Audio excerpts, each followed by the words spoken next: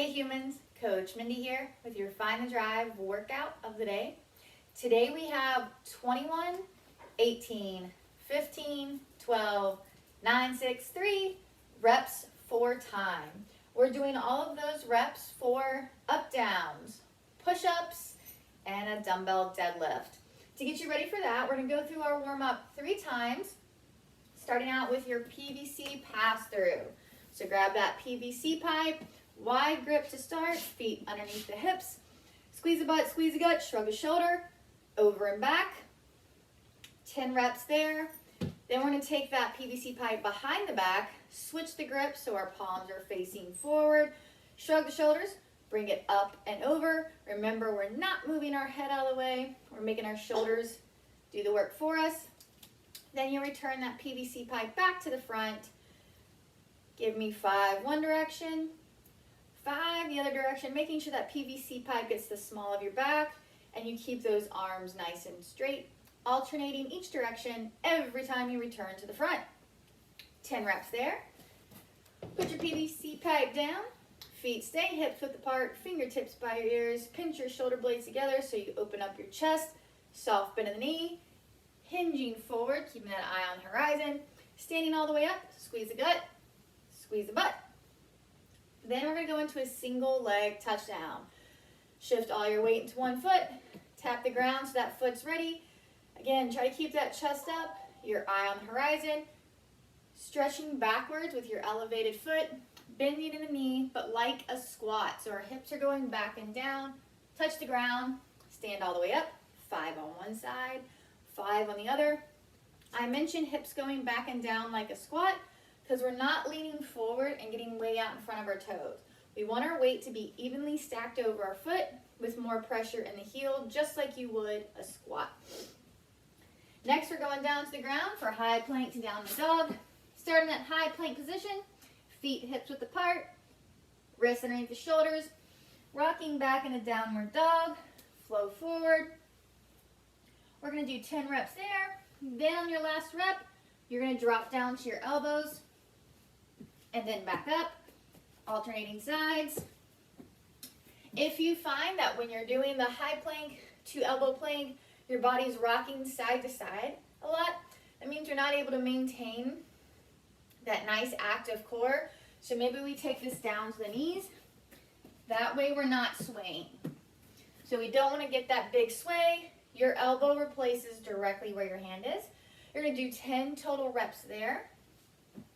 On your last rep, you're going to stay up in that high plank position and give me 10 total shoulder taps. These should be nice, slow, and controlled taps, not as quick as you can do. The longer you take, the more oblique work you're getting and more bang for your buck there. Staying down on the ground, your final movement for your sit-up, or for your warm-up is going to be a sit-up. Legs can be straight, knees can be bent, or you can do butterfly position, whichever one you choose. We want to sit all the way up, keeping that chest up, that back flat, and we want that chest to pass the hip crease so we're getting that full range of motion. 10 reps of all of those movements 3 times through to get you ready for our reps for time workout. You start with 21 reps of each movement, 21 up downs, 21 push-ups, 21 deadlifts, and then you go again, 18, 18, 18, 15, 15, 15, all the way down to 3. If this looks like a lot, you could even start at 18 or 15 because even though we're looking for time as our score, we never want to compromise form or the integrity of the movement just to get faster and to get the volume done. So starting at 18 or 15 is completely fine. Just remember that you're doing those reps for each of the movements. Your first movement is going to be an up down, not a burpee, just to be clear.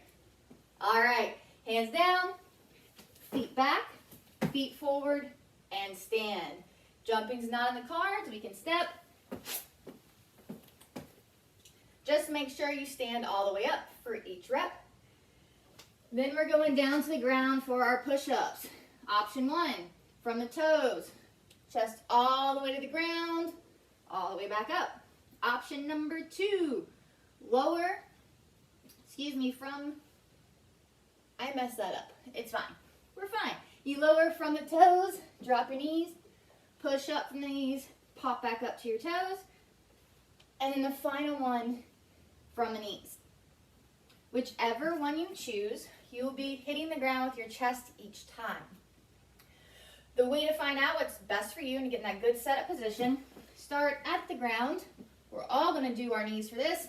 Bring your hands underneath your armpits. Elbows are tucked in at about a 45-degree angle. From here, squeeze your butt, squeeze your gut. It should start forming a little bit of pocket underneath your hips. Your quads are nice and flexed.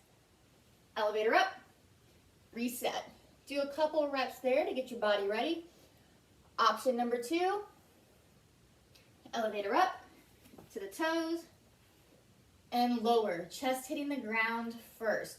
What we want to be mindful of is leaving our hips behind and kind of doing a worm. And then the same thing on a lower. We don't want to get into a place where we're doing the worm. Hips go up first, then chest. Chest comes down first, then hips and quads.